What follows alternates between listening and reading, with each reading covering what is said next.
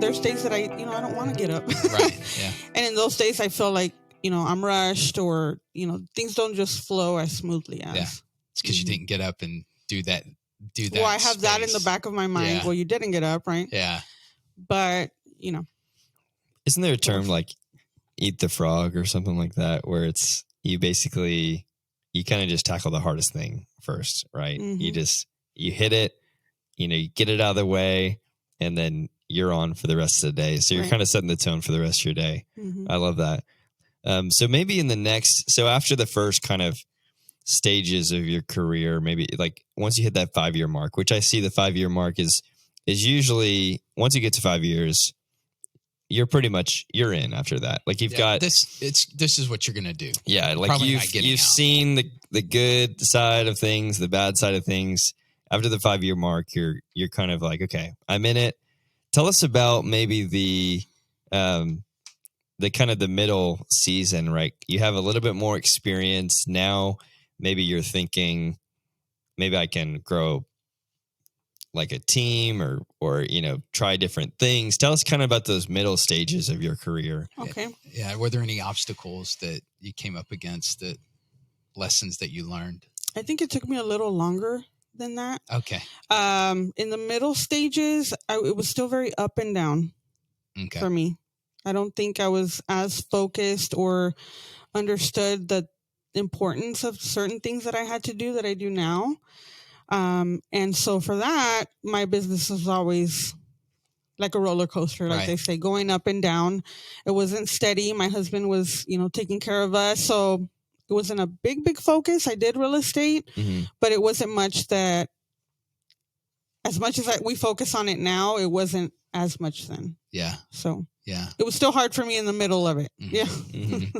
So I think another thing that I remember was you're really good at taking care of your clients. Like that, the focus on your database, consistent follow-up, right? The talk tos, the creating events for them to come to, because I feel like you're super dialed in deep relationship with a group of people. It's not, I don't think you have a massive database where you're super deep with all of them. You've got a section of that database you're really focused in on. Mm-hmm.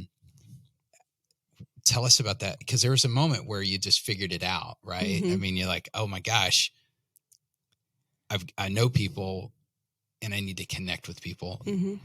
How did you what was that space that said, I've got to do something different?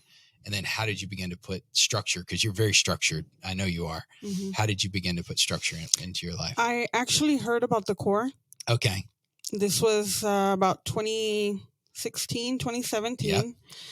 And they had their basic program, which I wanted to do something. You're always trying to find that right thing. What is going to help me push, right? Mm-hmm. So I started looking into that. I was a loan officer that I knew that was taking the big training from them. And so he had sent me some cool information. So I looked into it. I started getting the CDs. Listening to the CDs. I still have some of those CDs, yes. by the way. And so one of their plans was to create a VIP list. Yeah. And the VIP list consists of people that, in your sphere, your database, that are constantly going to refer you business. Like if you started from scratch, who's going to support you 100%. And those people were the ones that I had to focus on to put on my list. Yeah. So it's your fan base. Yeah. Yeah. So the goal was 50. Okay.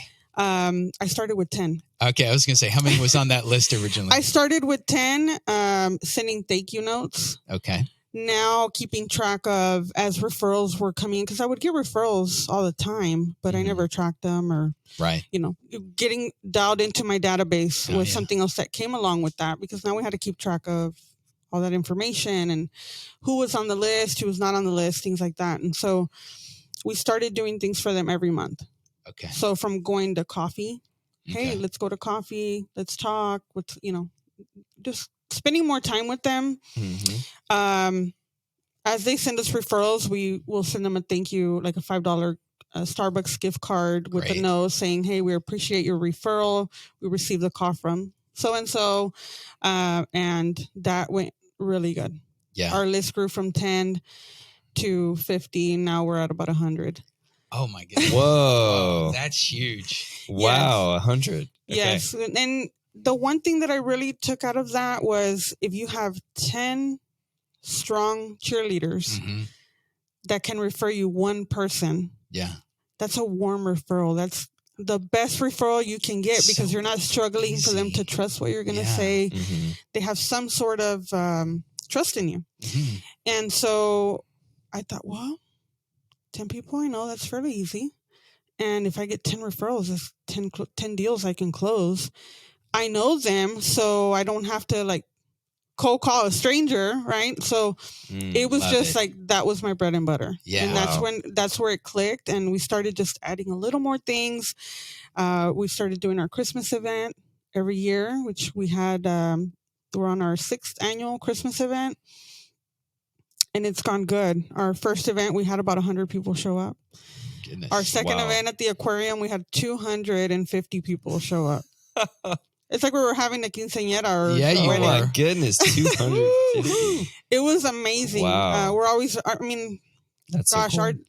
Rosa says our database it keeps giving. Yeah. She's like, if you just focus on your database, Yeah. they are always happy to help us grow. And every year we set a goal like, hey, this year we have to close so many deals. And we already know our cheerleaders are saying, hey, I'm looking for referrals for you. And I'm like, what? Thank you.